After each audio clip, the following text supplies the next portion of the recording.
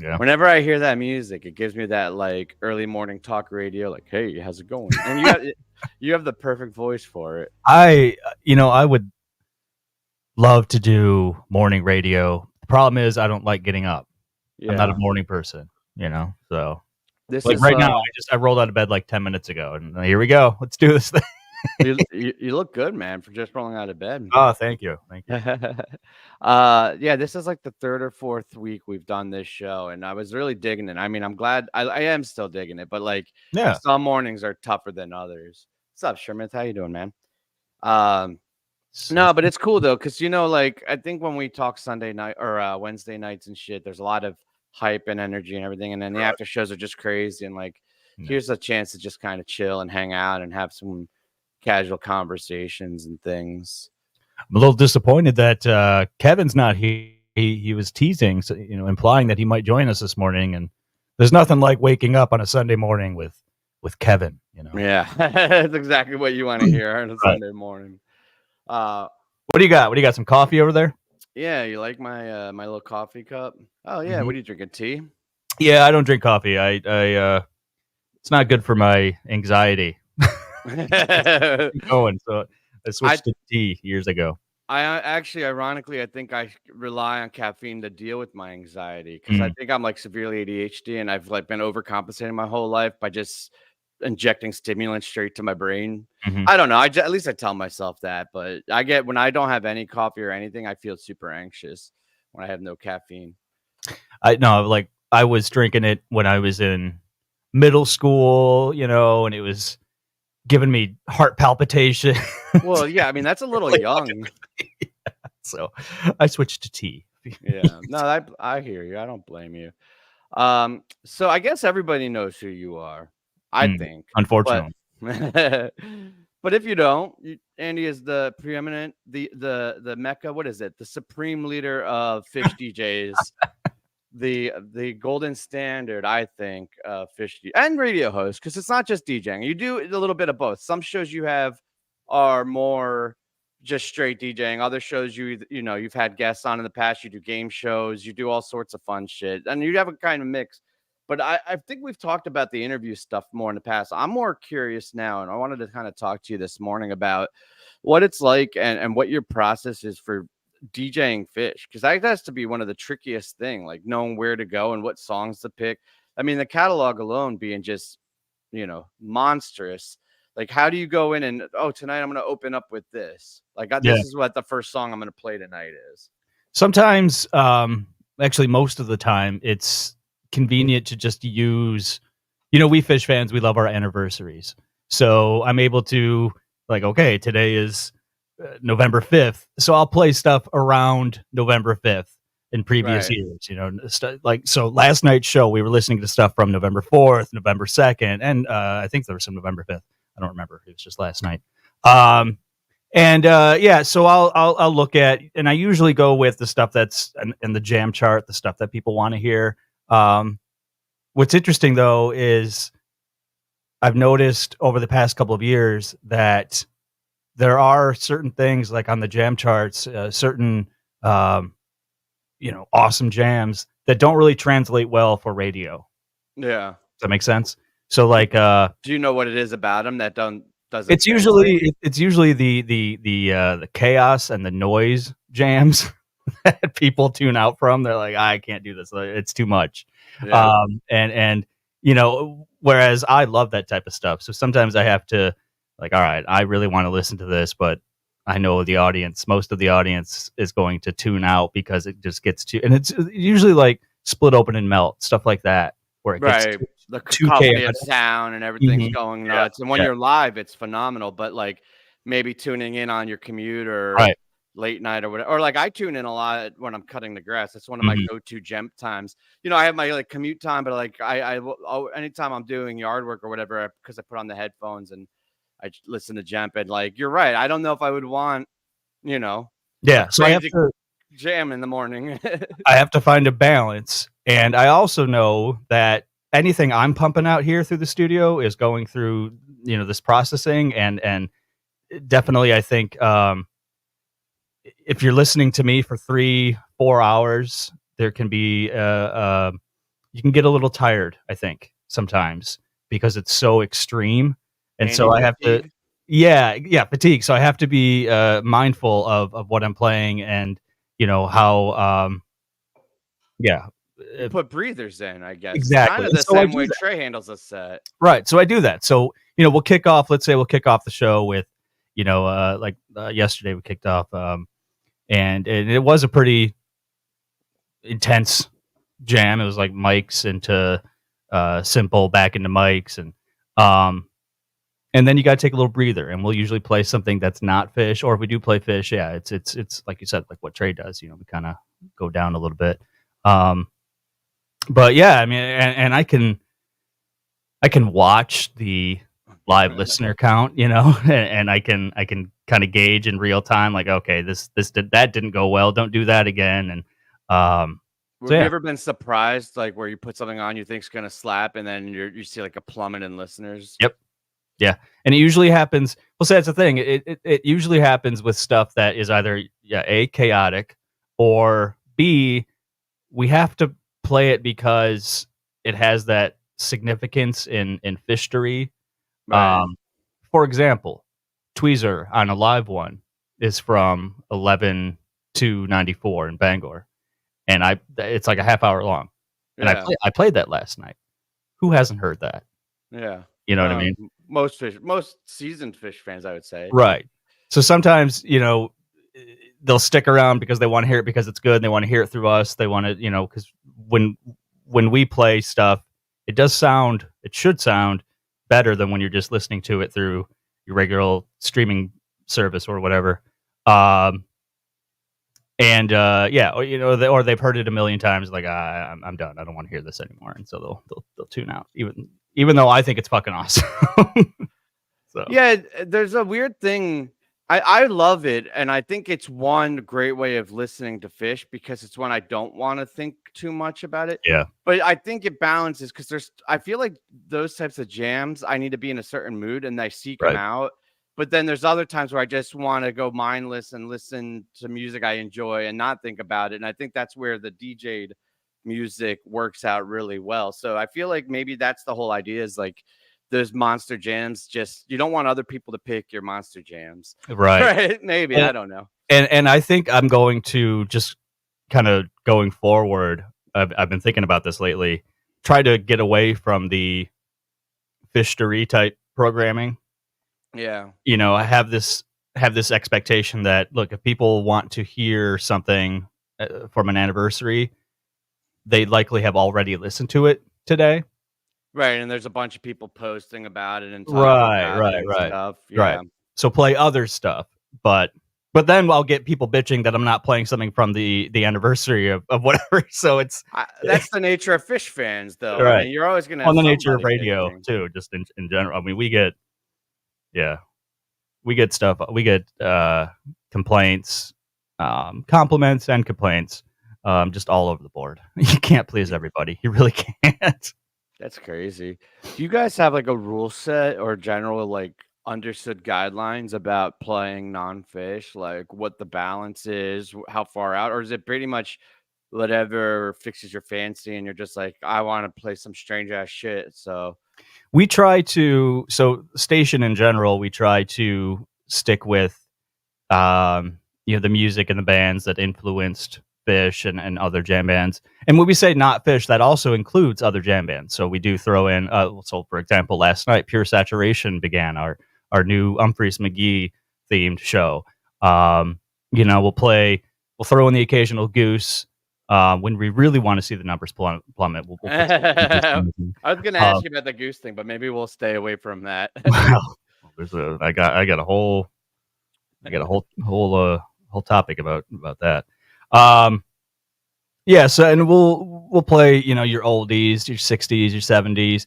I'll also, and I do this a lot, and I think that the people that have been listening to me long enough realize what I'm doing. I'll play something that really just shouldn't be played on the station, but it works in the grand scheme of the show and what I'm doing, or there's some sort of theme. Like last night, I played "Clocks" by Coldplay because of daylight savings, and I had played a couple other songs earlier in the show that had to do with time and clocks and stuff. It's a good song, but it's not something you would typically hear on JEMP Radio. Did great. Everybody loved it. Yeah, well, it's not super long, and it's Right. kind of like a palate Right. cleanser. It fits the theme. I get it. Yeah. I think if you put on something that was like, 15, 20 minutes that I wasn't 100% expecting or digging, I would probably be a different story. But Yeah.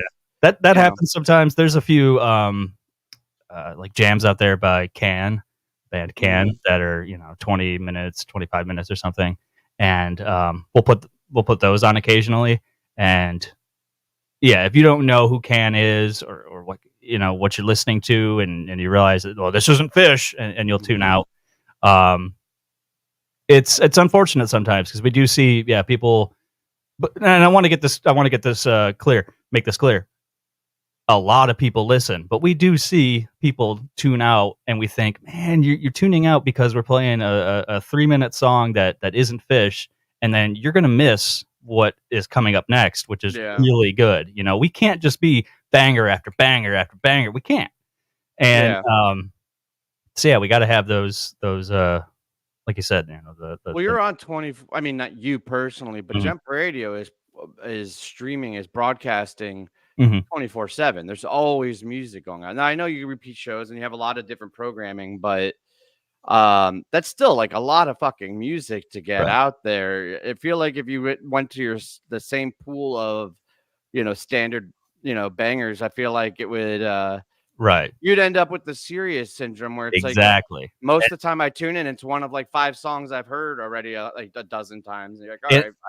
And we deal with, I think, this misconception still that even though we were around before Sirius XM Phish Radio, we were around before whatever that Goose station is. We were since 2014.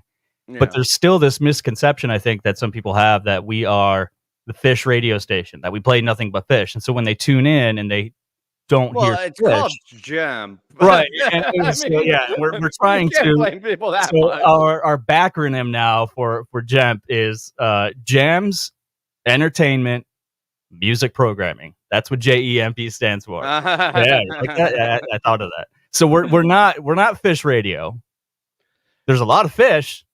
I was gonna say, I mean, you should still keep it at the bread and butter, though. What we've been doing, I don't know if you've caught one yet. We've only done it a couple of weeks so far, but we've been doing the random Phish, like we call it the Wook Club. It's like a listening club. Like once a week we pick a random show, and I use the .net random show generator to pick the shows.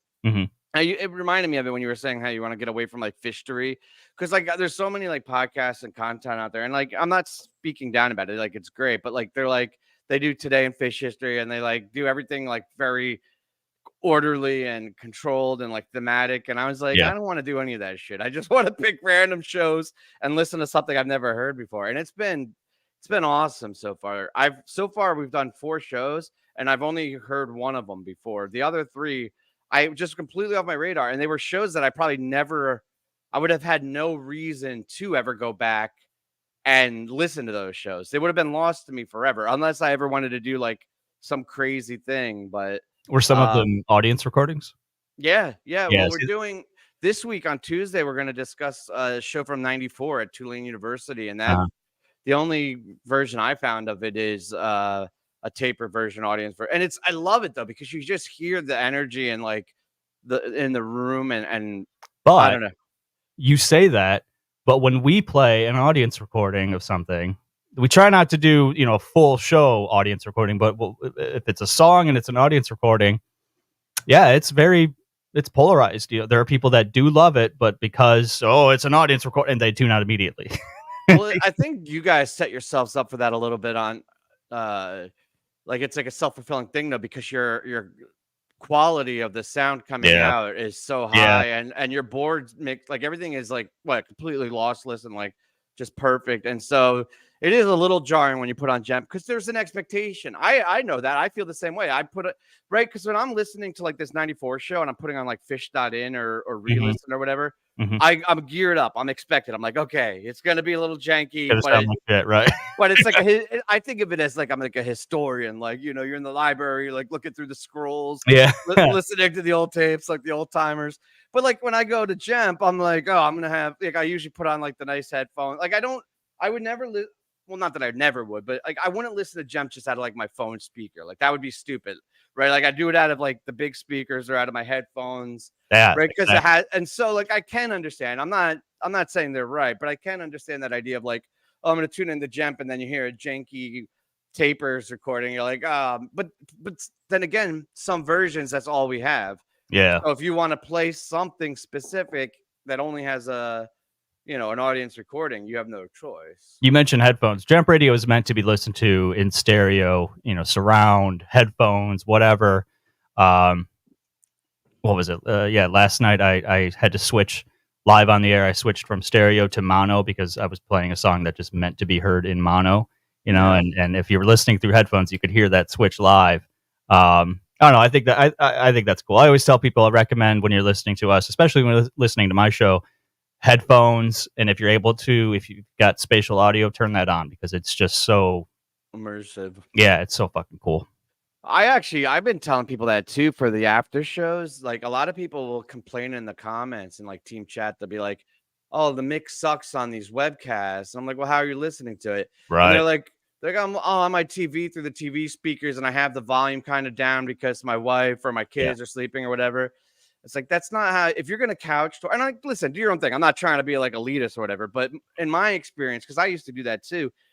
Put on the headphones and listen to the webcast. Yeah. And the mix coming through has actually been phenomenal the last 2 tours. Yeah, I haven't had any complaints, and you're absolutely right. I've seen people complaining about the mix, and but I'm sitting here listening through my stuff. Right. It sounds fucking awesome, right? But everybody has headphones or earbuds or whatever. You don't need like a whole crazy expensive setup, No. Yeah, Sherman, I can't wait for the 94 discussion too. That's going to be awesome. I haven't looked at any of the chat. Let's see what we got here. Yeah, there's some good things going on. Adrian said hi before. Andy's a fucking idiot. Get this guy off the air. Yeah. Kevin actually loses sleep during the fall. I don't know, man. He was all hyped to come on, but then, he probably passed out or something. You never know with Kevin. He forgot to set his clocks. He's up all night, and then he falls asleep at like 9:45. Like, sticking a nap. Love Kevin. Hey, so did you see any of the Hall of Fame stuff? What was that, last night, 2 nights ago? Bring me up to speed on that. I mean, I didn't catch everything. I don't have a huge love or appreciation for the Hall of Fame these days. It's just, I agree.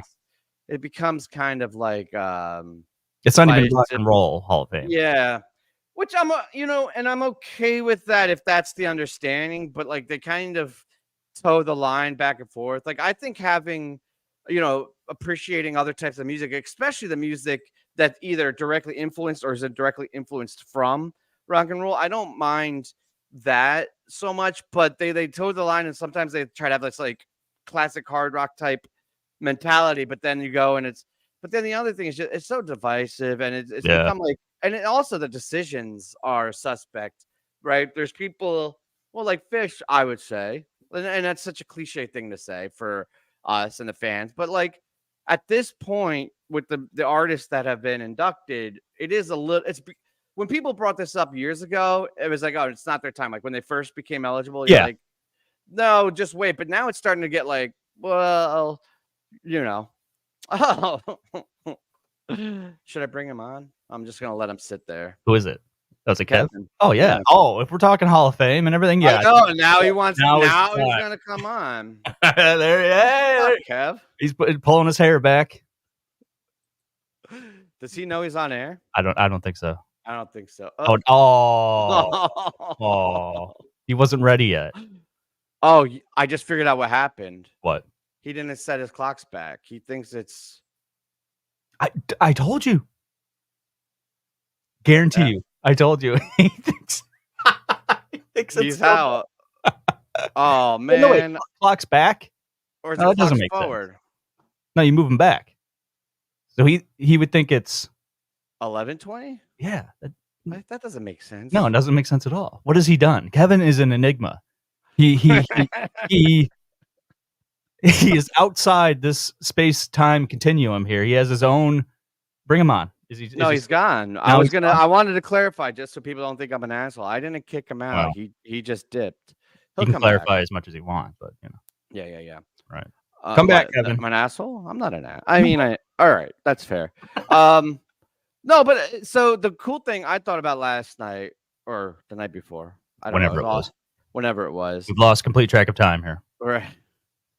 Man, get rid of this daylight savings bullshit. But it's beautiful outside. The sun is up. You got that extra hour of sleep. Let me know at like 4:30 or 5 when you're like, right. That's some bullshit. We're talking about all sorts of shit here tonight. Yeah, tonight? Today. Fuck, see? It's like a bad episode of Loki. We're just like all over the place. Tom Morello. He gave us really dope conversation or speech, acceptance speech. So Rage Against the Machine got inducted, and 3/4 of yeah, absolutely. They're not one of the bands that I'm like, oh, it's suspect choice. Like, absolutely deserve it. I'm a big Rage fan. Actually, I made a playlist for Mockingbird that's coming out soon, and we went over it on Wednesday's show, and I had Rage on there. Nice. But so 3/4 of the band was like, no, fuck the man. It's on Disney. I don't, like blah blah blah. I'm not doing it. But then Tom came on and he's like, hey, this is an opportunity. Which I thought was also awesome that he was like, hey, I'm here to celebrate with the fans. Like, forget the messaging. Like, the first part of it was like, this is a big deal, whether or not we believe in it. Like, you guys have supported us all this time, and like, you deserve to have this celebration of our recognition of our success. But then I guess the crux of his whole speech, and definitely go check it out because I'm going to paraphrase it and maybe butcher it. Kev, you want to come on? Yeah? Thumbs up? No? Okay. You let me know. Just wave when you want to come on if you want to come on, okay? He's in the back. Okay, cool. But the crux of his speech was about how music can change the world and that you don't need to have a ton of resources or, insane intelligence to make a difference, right? Mm-hmm. Like, you just have to have like a hunger and a willingness to fight, and it was like really one of these, I guess, inspirational type speeches of like, don't accept the status quo, and like, it's the same thing you hear in his lyrics about like, fight for, justice and all these things. Yeah. It was cool. It was unique because like it felt almost like historic, like you're watching a speech from the past, because you would hear things like this, at least in my opinion, in like the 60s and 70s and in the music, and even some parts of the 90s. I remember hearing that there was like a little bit of a resurgence, but it feels lately like artists, for the most part, obviously not all of them, but largely are like, I want to stay away from all that shit. Like, and I get that instinct, but that's my stance because I'm an idiot and I don't have a big enough platform, and I'm like, I'm gonna butcher the details and piss somebody off that I don't mean to. So I largely kind of stay away from it on a platform, but it almost has become too sanitized in the art world and the music world, and it was kind of refreshing and neat to have somebody. And I mean, if anybody's gonna do it, it's Tom. He's been doing it his whole career, but like to come out and just give that kind of like fucking let's go. So I dug it. I thought it was neat. I love that band. You're absolutely right in that people these days are, I think, hesitant to truly speak out.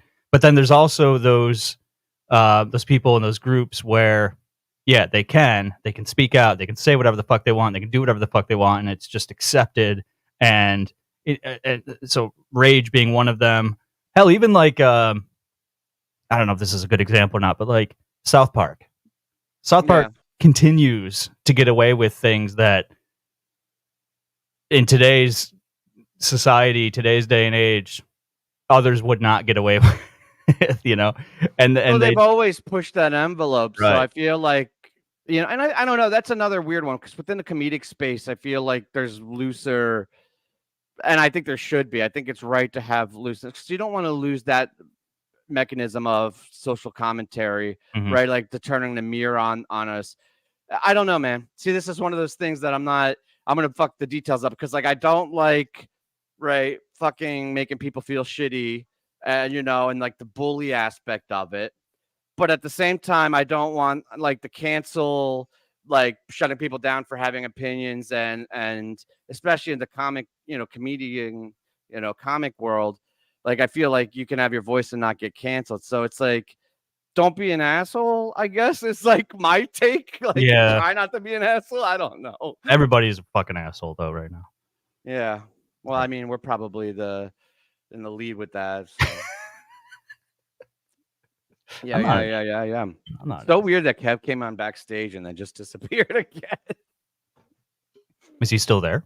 Yeah, he's just hanging out. I think he's probably watching football or something. Or you know what? He's probably setting up his fantasy lineup. Oh, Sunday mornings are tough for Kev. He has a lot of responsibilities. yeah. He has to turn on the TV. He's a busy man. set his fantasy lineup. Check out Wook Plus. So Goose. Yeah. You want to talk about that, or is that like so were the guys that went off and did that the same guys that were doing what you like with JEMP, or was that just a straight copycat thing? Oh, you're talking about the Goose Station? Yeah. Oh man. All right. You gave me permission before you knew what I was asking. I thought you were talking about just the band Goose, but no, we can talk about no affiliation with JEMP Radio at all. Okay. Let's put it that way. Well, what happened? You guys, did you stop your show? So we're still doing Honk Nation. We still do that. And when these guys started up their station, yeah, again using the same platform that we do, they're going to have a mobile app that looks just like ours. They have a website that's very similar to ours.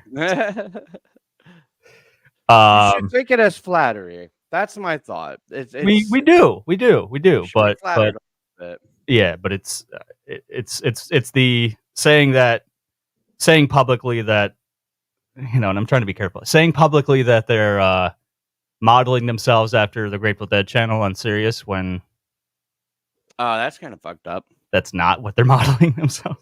Anyway, so yeah, they were simulcasting Honk Nation for a little bit. We had a little agreement and we thought it was great. And then just all of a sudden, not anymore. So like, okay, hey, cool. Man, it happens. Good luck. So they're, best of luck to them. And yeah, we do. It is somewhat flattering. And they play. That's the thing. They play primarily Goose. Like that's what they play, Goose. Right. So, and we don't just play one band or adjacent bands. We play lots of stuff. So, yeah. Kev, you good? No. Then why is he there? I don't know. It's creeping me out. It is bugging me out a little bit. Yeah. Just turn it on. Bring him on. Kev, I'm gonna bring you on. Oh, he turned off his camera. Little bitch. No, that's cool. I mean, listen, I get it. We got, everybody. I know what you were gonna say. Everybody has to have something, and what everybody's doing is very similar. How many times do you go on YouTube now and see this with Phish and Goose and everything? And it's like, and I mean, but at the same time, how many people before us were doing it in other worlds, right? Like, there's like, there's direct influences and then there's subtle influences. I think it's the whole, obviously being inspired by you, but ignoring it is kind of like not a great move. But yeah, that's the thing. And I don't think they liked that we were like, yeah, you can simulcast us. Just please be sure to mention that you're simulcasting JEMP Radio, and that seems fair. Yeah, whatever. Oh, I guess just in the overall. So not even just talking about the radio stations, but like, okay, so there's Surrender to the Flow magazine. Yeah. Well, now there's what is it? El Goose Times or whatever. Right. Magazine. But there was Phish.net. Now there's. It's just right, but there was Phish, and now there's Goose, which is in a lot of ways is derivative of those bands, right? Like, I feel like that's just the nature of how these things go. But Phish fandom is derivative of Dead fandom in a lot of ways too. Right. The lot scene and the taping and it's not always a bad thing. Here we go. Oh, now he's showing up. Perfect. You didn't mention Dupree's Diamond News. Yes, there. Exactly. What the fuck right. was that? That was the Grateful Dead zine. See? I'm stuck in the middle. I'm too old for Goose and I'm too young for like the deep knowledge of the Dead. Oh, dude, I got to tell you, I had a jam session yesterday for like 6 hours and I'm sore as fuck, by the way, which is weird. You wouldn't think so, but like I just pushed way too hard. But with you? No, it was with the Dead. It's this, they're from up in upstate New York. Well, the border, half of them are from the border of New York and Pennsylvania. The other half are up, but they're a Dead cover band, like a Dead tribute band. And like I'm friends with one of the players, and they came down just to hang out and play. But we got like deep into it, and we're playing all sorts of shit last night. It was so much fun. I haven't played since before my daughter was born, though. So like I think that's the problem. It's not that it's like super strenuous, but you use weird muscles that you never use for any other activity. Right, so they're like things that like after 6 months of not playing, I was just like, wait a minute. Not first daughter, right? Second daughter. Yeah. Okay. Wow. Oh yeah, I just had a new baby. Oh. Yeah, well, not Jess. When was she born? June. 6 weeks. So, Daddy no, Wook like over three or 4 months. Oh, it's been 3 or 4 months already. Oh yeah, it was the man. We were. What's her name? Happened, right? Eowyn. Oh, that's a cute name.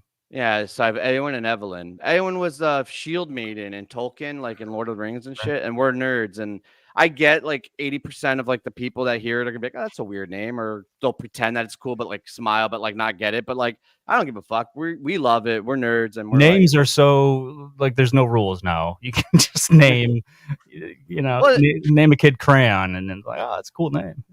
Yeah. But no, it's she's awesome. Speaking but it was of cool to names, play. Go ahead, Kevin. Good morning. What's going on, man? Nothing. I was up and I fell back asleep and I didn't set an alarm. I figured I would wake back up, and there I was. That is the most Kevin answer. I could have guessed that. Well, I was up because I was tweeting at 5 a.m. So I know you were. We were all having conversations at like 6 this morning on the thread. I was like, "This is crazy." I should have known. Yeah, no, you're right, 100%. Because like before I stopped playing, what do I call him? Funk dialect. Before I stopped playing, we used to do 9-hour jam sessions. Like we go sunrise to sunset, no problem, and I wouldn't feel anything. But last night, after not playing for several months, I got like a little twinge in my back, and I got like a weird forearm thing. But we were having a great time. Getting old. Yeah, we did a Sugar Mag Scarlet Fire. That trio was almost an hour.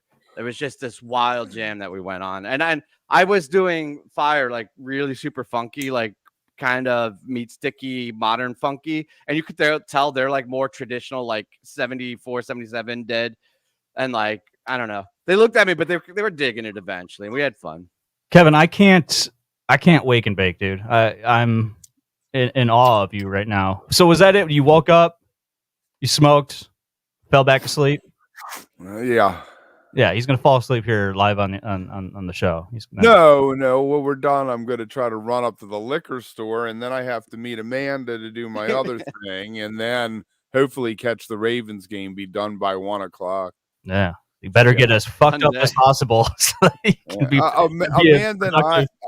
Amanda and I, since we pre-recorded, we've gotten it where we can in 15 minutes knock out a whole show, because I just take that and build the show around it with like the interview and all that. So yeah, hey, we'll see what happens. Something. Yeah. So this morning in the green room before we were going live, I was sitting here all by my lonesome because you were running a little bit late. Kev was sleeping, and I got this pang of anxiety of like, oh, I might have to go live solo. And I don't know what it is, but like if I'm talking to somebody, I could do this all day, every day. I don't care if we have 1,000, 5,000, 10,000, whatever listening. I have zero anxiety. But the thought of doing it alone with the audience just makes me nervous. And then I was thinking about it. You are typically solo. Like, you bring on people, you'll have call-ins, you'll do things, but you're most of the time flying solo. Do you find any level anxiety of that? It's like it's all on you and it's just you. How do you approach that? Because it feels weird, like just talking into the ether or whatever for me. I Like, prefer that sometimes. So yeah, I'm good with this, talking with people, but when I'm doing my show, I'm still talking with people. That makes sense. yeah. I'm thinking about it. I'm addressing the people that are listening. No, so I really don't have. I don't think of it as me just sitting here, alone talking into the ether Broadcasting. because I know I'm not. There are people, and again, I'm addressing the audience, and I'll do sometimes. It's kind of a, I don't know, maybe not a trick, but I'll say stuff like "we" or us, things when it really is just me, to help with that. So no, it doesn't really bother me. I use that trick. That's actually how this whole thing started. I just referred to all this as we, and then people are like, "Oh, you have a group." And I was like, "Shit, I better recruit some people." Right. Well, how about this though? How much plays into it that nobody sees you, Andy? What if That you had helps. to be seen every day? That helps. Honestly, if I could just be completely covered so that nobody would see me at all throughout my entire life, I think that would be for the best. No. Well, are you afraid that you would humiliate yourself or something? Yeah, I saw that, by the way. I didn't realize, was that for a second I thought that was a typo. I was like, oh no, he's just trying to be cute. Kevin's trying to be funny. He's witty. That witty motherfucker. Hear ye. Actually, Kevin, I know for a fact that I'm a very attractive person. I just pretend that I'm not. I mean, nice corn too. Corn. Oh, he went there. Kevin's like, I'm gonna wake up. I'm gonna pour fire, gasoline on all this shit. I don't care. I choose chaos. Corn on the hog, man. Corn on the hog. Corn on the hog. I only lost like 5 followers from that when that happened. Everybody else seemed all right with it. So. But did you gain any is the question. I've lost like 5 followers, but the same action gained me 40. So, you know. Right. Got to polarize your followers. Got to take the corn down. Do don't take the corn down? No, I'm talking about just polarize. Oh, okay. Be vanilla. Don't let anybody get angry. Blue Sky is much more friendly to that kind of stuff than X is. Whatever happened to what was it? Threads. People using Threads exists. It's Instagram by another name. Right. We have a Wook Plus account, but it just kind of regurgitates whatever we do on the other accounts. Yeah. I don't know, man. The whole social dynamic of these platforms has changed, and probably for the better for me. Like, I used to put a lot more stock, and I'm not proud of it, but like I used to pay more attention because you get the endorphins of getting the likes and the clicks and the follows, and like that used to be like a part. And now, since like all everything that's happened with Elon and everything else, now it's kind of like I do it out of habit of like putting out the show and stuff, but it means a lot less to me. Like, I don't care. I have no idea how many followers I have on Blue Sky, but I enjoy doing it. But I enjoy doing it more so just for, to talk with friends that, people that have similar passions, not for the popularity of it. Because I mean, in the end, it's like, even if there's 3 people that you really get along with, that's fine, right? Yeah. I find the chat here is way more rewarding, and I'm, I enjoy talking to people on these shows. This shit becomes addicting. I gotta tell you, man, the radio is awesome. But if you had, thank you, Mr. Plow, appreciate the shit out of you, Mr. Plow. But if you were able to talk directly with each, people listening on the chat, that is one of the most rewarding, fulfilling things, because like it just broadens the conversation. Like, I don't ever like. We're having you on this morning and it's awesome, but I love also having the chat as like part of the conversation. We can kind of do that through JEMP, and I think some of our listeners have figured that out. Well, I guess it really, when I'm live, if you're listening through the app, or even if you're not, you can text us, you know, live, and I'll see that, and I'll act on that sometimes, or somebody says, you know, sends a request. You know, I've done that. act on that. Yeah, I've done that when I was cutting the lawn. I was listening to you. I was like, I know this motherfucker. Let me message you. But no, a live chat thing would be cool. That's actually one thing that the Goose Station has, because they've got that Discord that's set up. That Yeah, we had some members ask us to set up a Discord, and I love the idea, but I'm such a boomer with it. I'm like, right, we can barely find Discord. Of course you do. We can barely find the time to do everything else that we're doing on the station. That's the problem. We need like a staff. We need people. If anybody wants to come work for us for free, gotta get those interns. Yeah, exactly. We need interns. We need social media interns. No, you keep doing what you're doing. Don't change it, because I mean, maybe adding the chat's fine, but I like the consistency. I mean, you know what I mean? Like you guys have enhanced, right? You got the new website, you've gotten the new logo not too long ago. I mean, I don't know the exact timing because I've been listening forever, it seems like, but there's been a quality and a consistency. Like it's almost like not super obvious, but there's just something that's been consistent, and everything else goes like up and down and has the flashes in the pan. And I feel like you're, you know, and I'm saying you, but like JEMP in general, that's been one of the very consistent parts of the scenes since, what was that, 2014. Yeah, and it's just kind of been a very strong part of the scene, at least for me. So I don't think you need to get anything crazy or fancy or flashy or anything. It's like, keep riding it, man. And I don't know, your numbers are still doing pretty good. Oh yeah, right? we're doing phenomenal, and that's, we have to keep reminding ourselves of that when we do see, you know, new, I guess, competition, if you want to use that word, or you know, just new stuff out there. We're not losing listeners. We're not losing our audience. You know, it does continue to grow. I'm just very competitive. That's the problem. That's what. That's what I mean. That's human nature. It's hard not to be like that. But that was something I brought up on one of these shows.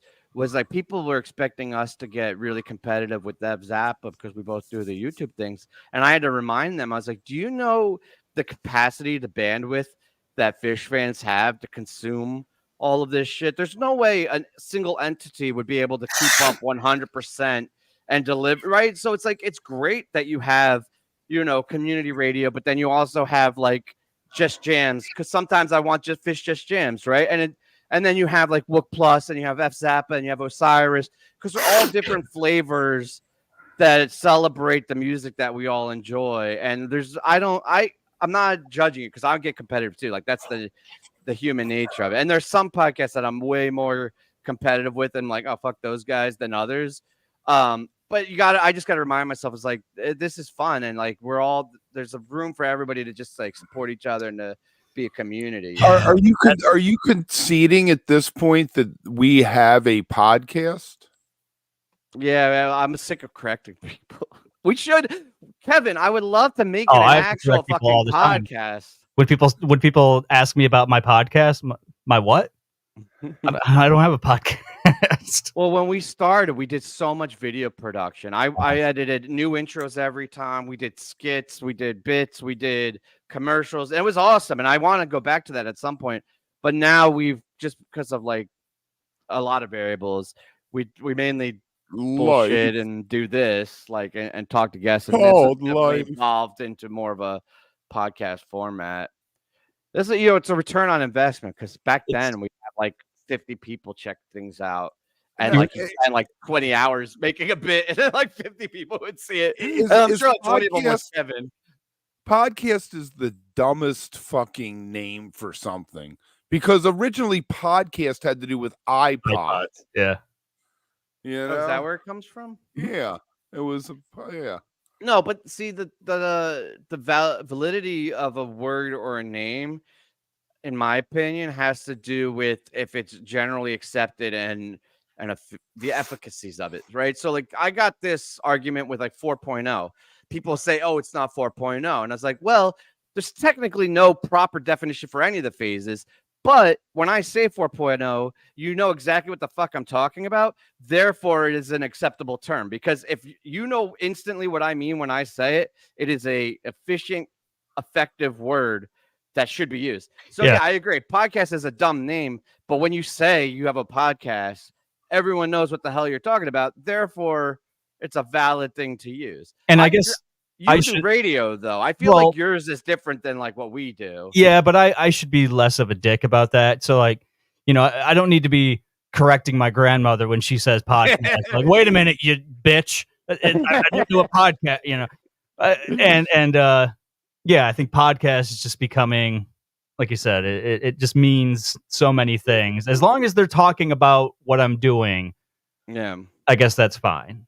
I shouldn't be such a dick, but you know, not like that's only to grandma. Yeah, well, I guess. Her. Yeah, right.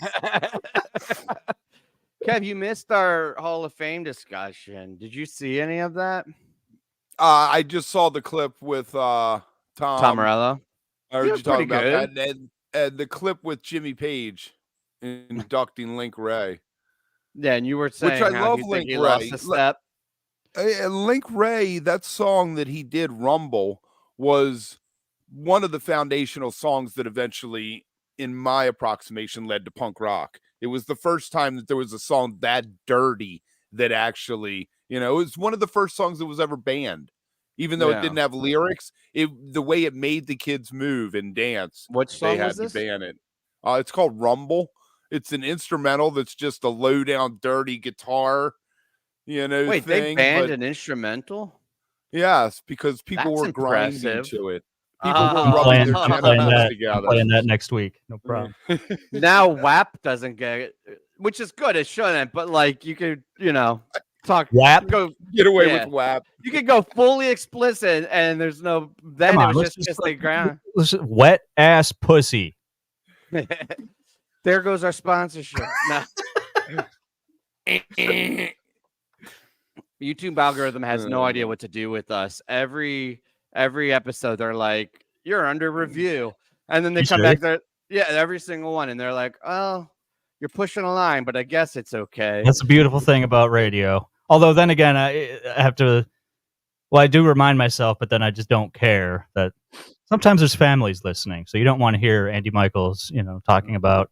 Yeah, like sitting down at the dinner table, eating coming from a particular jam. You aren't under the FCC's rules. Aren't you not allowed to cuss on public radio? Well, no, we're the internet not actually on the airwaves. They're through the internet. You can do whatever we want. Interesting. Not whatever you want. Oh no, whatever we want. Tune in tonight. We're for a sacrificial slaughter. That's a good idea. Next Halloween show, we'll have an actual on-air sacrifice. Yeah, that's what Trey does. Trey sacrifices young children to keep his voice right. Well, it's not going well. He seems to be having some issues. We also obviously don't value the integrity of our news reporting. Kev just throws shit out there. He's like, you know, there's someone out there that takes you seriously, Kev. A lot of people. Yeah, you're gonna see it. You're gonna see it on PT today. You know, I heard on Wook Plus that Trey sacrifices children. God damn. Yeah. What is with Trey's voice? The only video. It's Broccoli. It's funny. The singer. It's the Dave Matthews Band's vocal coach that he's working with. Yeah, no, to do all that shit. You serious? Is that what it is? Serious. Wait, what? Well, yeah. Is Kevin serious? I know you're not serious. Yes, no. That's what I've been told is that he hired Dave Matthews Band's vocal coach. Yeah, and that's when he started doing like the octave jumps and all the crazy. Okay, shit. So but what about the days where it's just like groveling? He's old, man, and he fucking nonstop. And I think Trey Anastasio did some illicit drugs, in his prime. Well, I seem to recall. I bet he smoked cigarettes at one time. Yeah, I bet he smoked a couple things. No, I wanted to tell you about the other day was the other day was the anniversary of the arrest. I guess like the 20th anniversary of it or something like that, or the 20th or the something. Do you know about Trey's birthday conspiracy? No. Oh, that it's wrong on the picture. Yeah. Oh yeah, I do know about that because everybody, whenever it comes up, half of like the internet's like "Happy birthday," or the other half's like you fucking idiot." But like those people just heard somebody else say it, and they want to be cool. Sign, that picture of him with the sign needs to be used in memes more, but it isn't because people it feel was like it was for years and years. It's just kind of like, okay, dead horse is beaten. Like, let's move on. Yeah, we need to wait for somebody else to get arrested and to meme that. When like Rick's Bug Shop or something. Everybody like all the older tier bands, it seems, have cleaned their acts up. Yeah, it's really unfortunate. Where are we going with this, Kev? I don't know. What were you going to say? What were you going to say? Oh no, I mean, I will go back to it, but I just want to linger in this awkward setting that Kev drove us into, because he just came in with. He's talking. He's starting to realize. He's talking about he's aging. He's starting to realize that his time is having a second midlife crisis. Right. And his time on this world is running out. A second Mike Sham. Right. Second midlife crisis. This is midlife crisis reprise. He's like, oh shit, I thought I was through this. Let me go get a sports car. Very apropos shirt you got on right now as well. I love that. Yeah, it's one of our best. Over on the merch page at Wook Plus. Oh yeah, go to wookplus.com. Had I known that I was doing a Wook Plus merch blog, I wouldn't have said anything. But okay. I love this shirt, and with Loki out now, it's like strike while it's hot, because 6 months from now, people have forgotten about Loki, and yeah, I'll put it back up there. Is that Mark Twain? That is Albert. What the fuck's his name? Albert Schweitzer. He was a missionary who opened hospitals in Africa.